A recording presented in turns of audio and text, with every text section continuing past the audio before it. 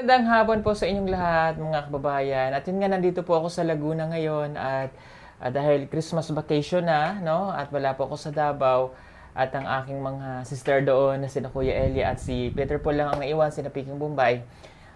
Sila po ang nag-update sa akin para dun sa mga tinutulungan po natin. At dahil nandito na nga po ako, dahil Christmas season, ang makakasama lang natin ay syempre ang pamilya ko at ang dalawa nating scholar na sila Mylene at saka po si Ninita. At dahil na-explain ko na po sa inyo kung bakit din natin sila nakasama, at again humihingi ako ng pasensya at sana po maintindihan ninyo kung bakit natin hindi sila naisama. At again, hindi kami nawawala ng pag-asa na may sasaayos natin ang mga kailangang dokumento para madala po natin sila. Huwag po kayong mag-alala dahil magagawa naman po natin yun at makakasama natin sila dito sa mga susunod na buwan, ilang buwan na lang din naman ay magbabakasyon na, madadala po natin dito sina Russell, ganon din po sila Judy Ann at si Mia. At may good news ako sa inyo para kahit paano po ay maging masaya itong taong ito na gagawin po natin. At dahil nandito na nga ako sa Laguna, bago ko sabihin ang surprise natin, pupuntahan muna natin sina Mylene at saka po si Ninita. Ayan, kamustahin natin sila dahil nakalipat na sila sa kanilang bagong bahay. Nakalipat na sila ate ko sa kanilang bagong bahay. Kaya pupuntahan natin sila ngayon para malaman nyo po ang kanilang buhay doon. Kamusta kaya sila? Ano po? At alam ko maraming na-frank sila ate, maraming nagkaroon ng mga bad comments na napakarami at napakarami kong binasa, pero ang katotohanan doon, hindi namin sila pwedeng pabayaan. Ayan. Speaking of, hindi namin talaga sila pwedeng pabayaan kahit na walang sponsor or what, may sponsor man o wala, nandito pa rin po kami. At tamang-tama, dahil kakausapin natin sila, gusto ko lang mag-thank you din dun sa sponsor para at least masabi ko kay Mylene at kay Ninita yung sitwasyon ng kanilang sponsor at para ma-share ko po din sa inyo. At meron tayong bibigay dito para kay Mylene. Ayan. At ngayon nandito po kami nga sa bahay ko. At alam nyo, dahil sa kagustuhan ko po na ang mga bata ay talagang hindi po, kumbaga, hindi malayo sa amin. No? Para kami po ay, ayan, sa kagustuhan ko na hindi malayo sa akin ang mga bata. Alam nyo po ba, no? Na ang bahay namin at ang bahay nila ni Mita ay isang kembot lang. Nandun ako sa bahay nila. Di ba? Ayan, punta natin si Mylene at saka si Ninita. Ayan, punta tayo doon.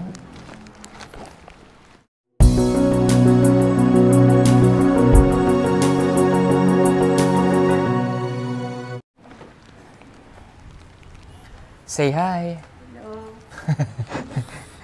Ayan. Punta tayo. Punta tayo kay Mylene. Ito lang po ang pagitan para makatawid sa bahay nila Mylene.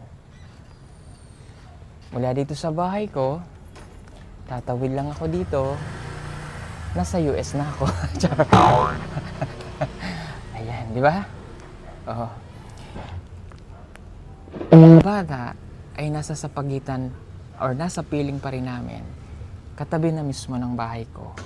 Sina Mylene at si Ninita at sila ate para hindi po sila malayo sa amin. Ayo! Ayo! Hello! Oh, ayan. Oh, nandito po sila, Ninita at saka si Mylene. Oo. Nasaan sila nanay? Umalis. Oh, Andres Marias lang ang nandito.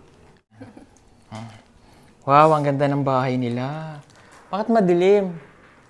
Buksan yung ilaw. So, wala pala dito sila ate, umalis. Kaya ang mga bata lamang po ang nandito.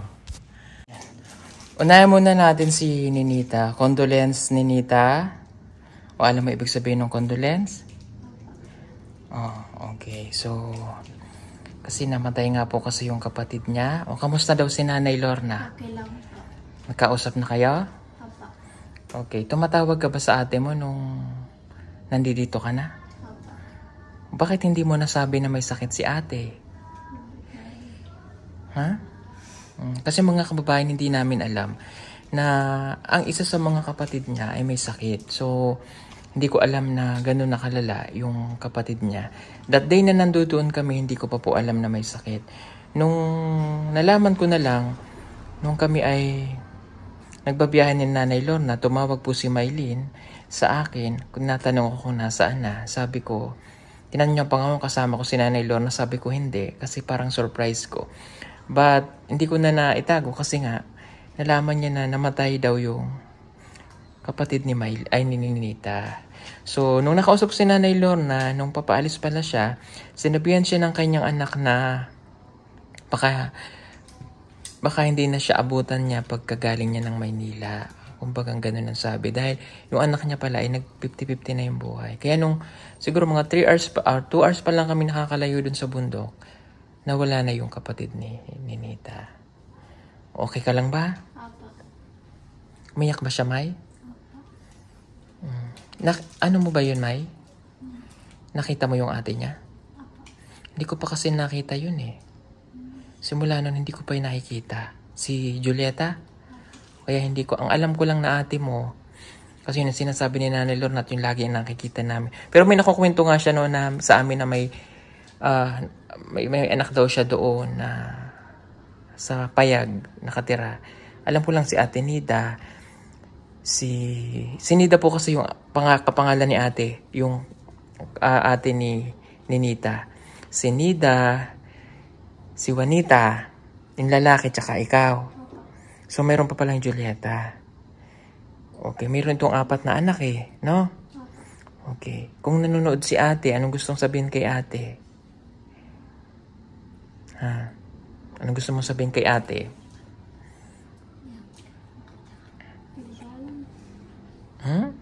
Mahal mo ba si ate? Apa. O, sabihin mo kay ate. Ate, mahal kita. Okay.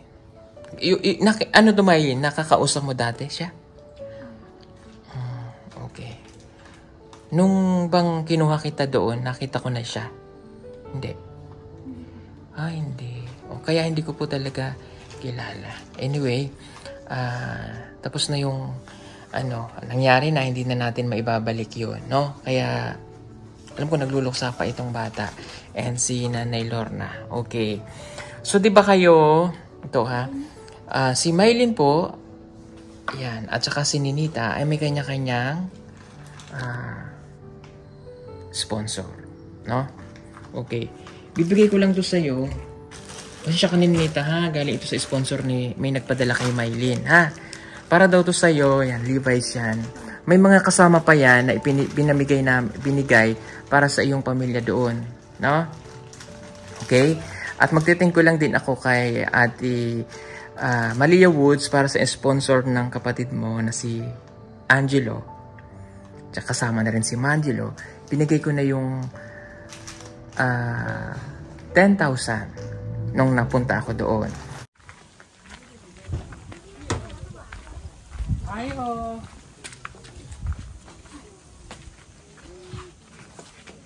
Oh, nasan si Nanay? Si Nanay. Mama. Angelo. Alon daw. Bakit nasa along? Ha? Nasa along? Sino nag-alaga sa inyo? Mandilo. Si Angelo? Sino nag-alaga? Ate, nagsakay kabayo. Ate nagsakay sa kabayo. Yun yung magbantay sa kanila. Bakit nasa alon si Mama? Nganong nasa alon daw? Nganong nasa alon si mama ninyo? Nag-uling. Nag-uling. Nag-uling. Hindi ba ko nag-uling? Nagtanggal ba? Nagtanggal ng uling. Kasi hanap buhay yun nila. Halika, Panchiro. Wala kasi magulang ngayon. Mahirap kasi may allowance kasi ito. O, kamusta pag-aaral niyang dalawa? Okay? Di ka rin diba upo ka dito, Angelo? Dini, lingkod ko dito. May card ka na ba? Card daw. Asan ang card? Dito lang ako mama. Tinago ng mama niya. Tinago. Angelo, halika dito. Lingkod mo. Lingkod dito kay Kia. Okay. Nag-aaral mabuti ha? Okay. Titingnan ko ang card pagbalik na lang sa January. Kasi wala nang time si Kuya. Ha? Dumaan lang kami para maibigay yung allowance nyo. Okay. Bibigay ko yung allowance. Kailan ulit mama? Kailan ulit mama? Mamaya? Oh, kumain. Sige. Ito yung allowance po ni Angelo. No, nabigay ni Tita Malia Woods. Okay? Para maibigay ko na. Kasi wala kaming pagkakuha ng mga kababayan. Angelo, itatago mo ito ha? Okay. 1, 2, 3, 4, 5, 6, 7, 8, 9, 10. Para may pangano kayo sa Pasko. Tapos ibigay kay Mama ha? Tapos kung naibalik ay naibigay ha? Tago natin ha? Okay. 1, 2, 3, 4, 5, 6, 7, 8, 9, 10. Okay. Para may tago po kung ini-budget ibigay kay Mama ha? Okay, sige po mga kababayan at binisita ko lang itong mga bata para maibigay ko yung allowance at makamusta natin. So, okay naman po sila dito. May, okay yung mga kapatid mo. And thank you po ulit kay Ate Maria Woods para sa sponsor po ni Angelo. At ito naman ako nagpapaaral dito eh. O siya, sige po. Marami pong salamat mga kababayan. Marami pong salamat kay Ate Maria Woods, no? Para po doon sa mga kapatid. Kaya lang napunta ako, wala yung nanay mo at saka yung tatay mo. Yung mga kapatid mo lang, nag-uuling daw. Sabi mo po nila sa alon. Nasa alon. Okay. Okay. Ang sponsor mo, Mai, di ba kilala na nakarating na tayo nung magpapasko sa kanila? Okay. So, nabanggit ba sa ni nanay na yung sponsor mo ay naiba na? Okay. Ano man nung nangyari dun sa sponsor kasi total hindi ka naman niya iniwan. Okay? Total hindi naman po iniwan si Mylene. Kaya lang, nagkaroon po siya ng medical conditions, yung sponsor mo. Kaya nagkagano na hindi siya nagparamdam sa amin. Pero hindi totally inabando ka. Nagkaroon lang siya ng medical conditions sa health niya. Pero mahal ka nun. Ha? At inaantay ko lang na maging okay siya. At hindi naman ako nagtatampo sa kanya dahil alam ko ang kalagayan ng sponsor mo. Mahal na mahal ka nun. No? And thanks God, nag-message siya sa akin nung nakaraan. Sabi niya, bumubuti na ang kanyang pakiramdam, kaya pasalamat tayo sa Panginoon sa mga prayers para sa iyong sponsor. Dahil marami nagmamahal sa inyo, sa inyong dalawa, ikaw naman ni Nita, dahil ang sabi naman ni Tita Telma sa akin, 2 years lang yung sponsorship niya sa'yo dito. After nung pinadala niya na 200,000, ay hindi ko alam kung masusuportahan ka pa niya. Pero, hindi naman ibig sabihin nun kahit hindi na kayo suportahan ng mga sponsor na yon, pababayaan namin kayo. Diba hindi naman? Oh, hindi namin kayo pababayaan kahit walang sponsor, dito pa rin kayo sa amin. Okay? Pero, malaking bagay at tulong sa inyo na meron kayong sponsor. Tulad nito, mayroon agad tumulong para sa inyo. Di ba nung nakaraan, nag-thank you ka kay Tita Roslyn Abria Sloan na nagbigay sa inyo ng 2,000. Di ba? Si Ninita kasi tuloy-tuloy naman yung allowance siya dahil 200,000 yun na binigay ni Tita Telma. Kaya mayroon pa siyang natitirang allowance. Tapos, may tumulong naman para sa inyong dalawa nga. Yan. At willing talaga siya na tulungan kayo. Alam niyo mga katuwa, mga kabayan, nitong month na to, nagpadala na si Tita Pat, si Ate Pat Len ng 30,000. No? So, ito yung ibinibigay naming allowances itong month ng December para sa inyo. At yung 30,000 ay napakalaki. Sabi ko nga sa kanya, hanggang January na nila ito. Oh, dahil Unang-una, hindi ko na kayo, or hindi na tayo babayad ng bahay doon. Diba, nandito na kayo sa bahay ni nanay. Napakaganda ng bahay nyo. At, hindi na kayo malayo sa akin. Magkadikit na ang bahay natin. Diba? Sa kagustuhan ko na mapalapit kayo at mapaganda ang buhay ninyo, dito ko kayo talaga inilagay. Kasama ni nanay at tatay. No? Pasensya na kayo kung na-prank kayo nung una. Na-prank kayo, no? Si nanay? Niloko kayo? Ayan, niloko kayong dalawa. Niloko kayong tatlo. Kasi it's a prank. So, ang katotohanan, dito nila kayo patitirahin sa bahay nila. Nagustuhan nyo ba yung bahay nyo? Neya, nagustuhan? Maganda yung bahay? Yes, maganda. Kala nyo maghiwa-hiwalay kayo, no? Ha? O, anong reaksyon ni Miley nung sinabing maghiwa-hiwalay na kayo? Ano yung naramdaman mo? Malungkot po. Na nakaiyak. Bakit ka nalungkot? Kasi po, magkahiwalay na po kami. Ang maghiwa-hiwalay na kayo. Okay. Hindi mo ba kayang maghiwalay kayo ni Ninita? Hindi po. Hindi mo kayang maghiwalay kayo nito? Okay. Bakit? Parang magkapatid na po kami. Ayun, para kayong magkapatid. O, naintindihan mo yun, Ninita? Para kayong magkapatid. Tulad namin, ayaw namin kayong mawalay sa amin. 'Di ba? Ako, stricto lang talaga ako. Ganun lang talaga yung ugali ko. Stricto. Pero, mahal ko kayo. Ha? O, hindi namin kayo pababayaan hanggang nandito kayo sa amin. Kaya ang hiling ko lang, at ng mga sponsor natin, mag-aral kayong mabuti. Ha? Bakit?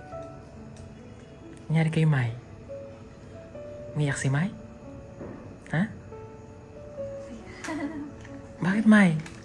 Wala po. Ba't ka naiyak?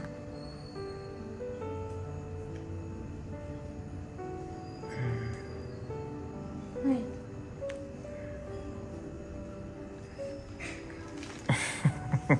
Pinapayak si Ninea. Joke lang. Huwag ka nang umiyak. Basta mahal ko kayo, ha? Mahal namin kayong dalawa. Mahal kayo ng pamilya ko. Hindi namin kayo pababayaan or hindi namin kayo iiwanan kung saan, no? Hindi kami papayag na kung saan kayo mapupunta. Huwag ka nang umiyak, May. Pasko na, dapat masaya lang tayo. Hug niyo si ate. Hug. Hug mo na. Hug mo na. Ayan. Oh.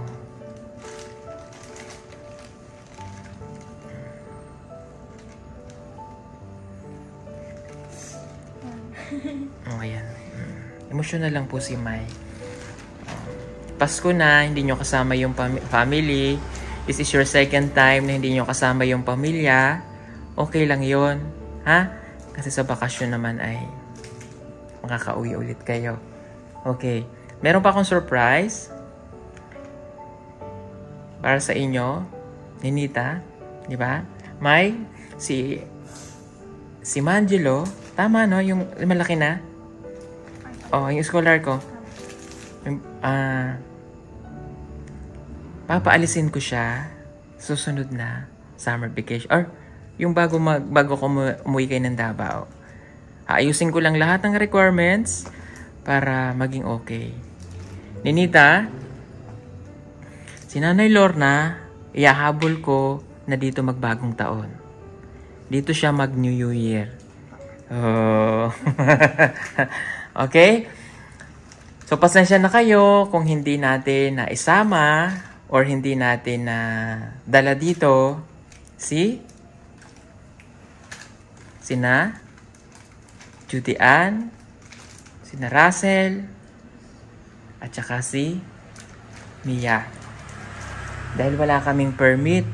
So, alam nyo naman yung pinagdaanan natin nung kinuhaan kayo ng permit, di ba? Hanggang sa nauwi kayo, yung pa rin yung hinahanap, yung permit.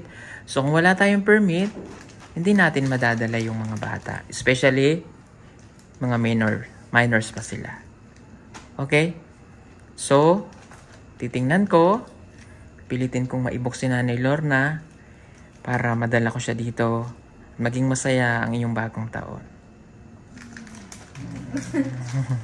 Para hindi malungkot si Nanay Lorna. Dahil alam kong mayroon kayong pinagdadaanan. Na? Okay. So, dadali natin dito si Nanay Lorna at dito siya magbabagong taon. Masaya ka? Masaya? Opo. Yun. Masaya si Ninita. At ngayong Pasko, doon naman po kami magpapasko sa Kalatagan. May exchange gift tayo may regalo na kayo. Waro pa?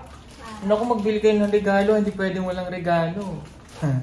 Ayan, abangan nyo po yung aming Christmas sa Batangas. Kasama po sila at ang aking pamilya. Doon kami magpapasko. Okay. So, na-enjoy ba kayo? Nag-enjoy kayo dito sa bahay? Oh. Again ha, tutulungan si nanay at tatay sa paglilinis ng bahay. Hinaya. Pagising sa umaga, ayoko na sasabihan pa kayo ng gagawin ulit. Malalaki na kayo. Napag-usapan na natin yun, di ba? Pagising sa umaga, magwalis, tulungan si Ninea, si nanay at si tatay. Tapos kayo na yung maghugas ng pinggan. Malalaki na kayo. Ha? Magtulong-tulong kayo. Ha? Kasi pagod na yung si nanay at tatay kapag galing sa school. Pagod na. Eh, dapat kayo na ang gagawa. Ha? Naintindihan? May mga damit na kayo? Pasko na? Ano regalo mo kay ate? Naya? Bakit wala kang regalo? Ha? Ikaw, anong regalo? Waro? Ano ba yun? Walang regalo. Okay. So, congratulations sa bahay ni Nea. Oh, gusto niya. Kasi po, itong pamangkin ko na to, maliit pa lang siya. Ang pangarap ng bahay ay mayroong hagdanan. So, may natupad na ang iyong pangarap. Like, magtatalon ka dyan. Yun po talaga ang pangarap niya. Magkaroon siya ng bagong bahay na may hagdanan na mataas. Oh. Itor nyo nga ako sa bahay nyo. Halika, itor tayo. Punta tayo sa kwarto nyo. Tingnan natin ang kwarto nila. Ayan. O, akit tayo sa bahay nyo. Ganda ng bahay nila, no?